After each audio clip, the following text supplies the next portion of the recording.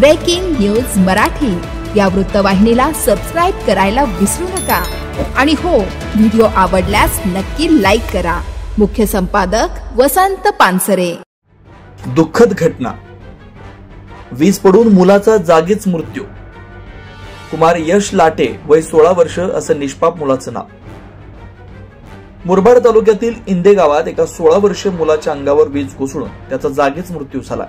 यश Ramesh latte असं या दुर्दैवी मुलाचं नाव आहे। खेदजनक बाब म्हणजे यशने आत्ताच 10वीची परीक्षा देऊन चांगल्या मार्काने पास झाला होता। ही दुर्दैवी घटना रविवार दिनांक 25 मे रोजी संध्याकाळच्या सुमारास घडली। गुरांच्या गोठ्यात ही वीज पडून दुर्घटना घडली।